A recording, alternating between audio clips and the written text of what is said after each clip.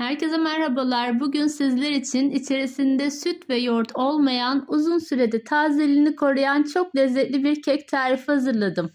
Hemen tarifimin detaylarına geçiyorum. Hepinize iyi seyirler dilerim.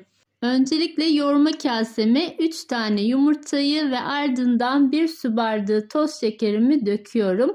Toz şekeri ve yumurtaları mikserle en az 3 dakika boyunca beyaz krema kıvamına gelinceye kadar çırpıyorum.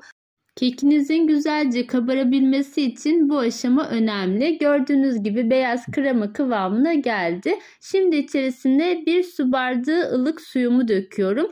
Suyunuzun ve diğer tüm malzemelerin oda ısısında olmasına dikkat edelim. Şimdi 1 çay bardağı da sıvı yağ ekledikten sonra 1 tane portakalın suyunu da ilave ediyorum. Ve yine bu tüm malzemeyi bir çırpıcı tel yardımıyla güzelce bir karıştırıyorum.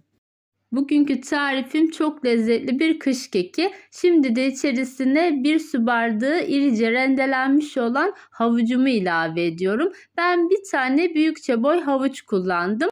Suyunu ilave ettiğim portakalın kabuklarını da öncesinde rendelemiştim. Şimdi portakal kabuklarını da ekliyorum ve güzelce yine karıştırıyorum. Bu aşamalarda mikser kullanmayın. Spatula ya da çırpıcı tel yardımıyla karıştırabilirsiniz. Şimdi kekimin içerisine ilk aşamada 2 su bardağı un ilave ettim. Sonrasında 1 paket kabartma tozu, 1 paket vanilya ve 1 tatlı kaşığı da toz tarçın ilave ediyorum. Ben bu keke tarçını çok yakıştırdığım için 2 tatlı kaşığı ekledim. Sizler sevmiyorsanız 1 tatlı kaşığı ilave edebilirsiniz.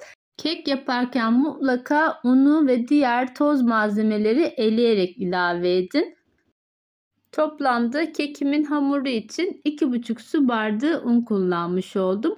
Bu aşamada 1 çay kaşığı karbonatın içerisine birazcık limon sıkıp aktif hale getiriyorum ve onu da kekimin içerisine ilave ediyorum. Bu kekte karbonat böyle renginin de daha güzel olmasını, aynı zamanda da güzelce kabarmasını sağlıyor. Şimdi içerisine böyle küçük bir bardakta ceviz ve fındık kırığı ilave ediyorum ve ardından yine çırpıcı telle güzelce karıştırdıktan sonra kek hamurumuz artık pişmeye hazır.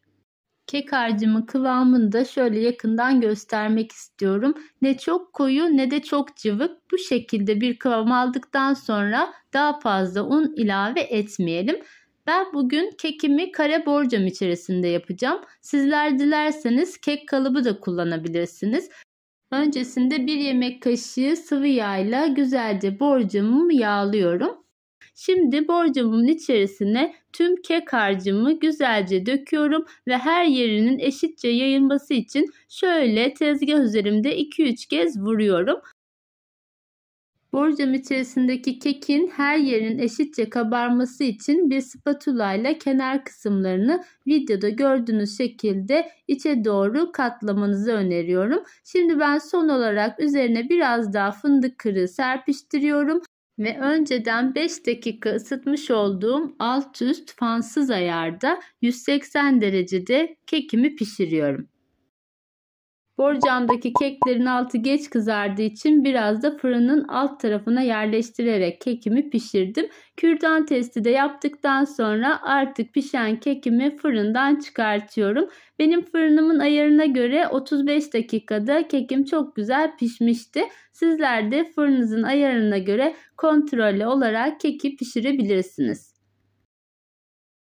Havuçlu, portakallı ve fındıklı kış kekim soğuduktan sonra ben üzerine son olarak biraz pudra şekeri serpiştiriyorum. Sizler sevmiyorsanız serpiştirmeyebilirsiniz ama bu şekilde de hem görünümü hem de lezzeti ayrı güzel oluyor. Sonrasında istediğiniz şekilde dilimleyerek kekinizi servis edebilirsiniz.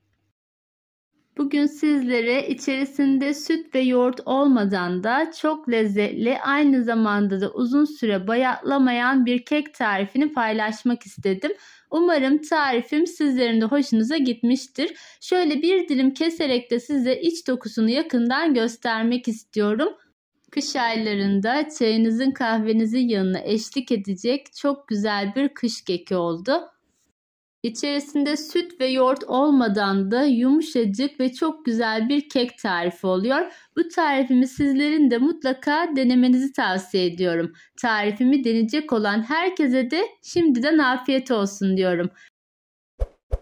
Kanalıma destek olmak için videomu beğenmeyi ve kanalıma abone olmayı unutmayın lütfen.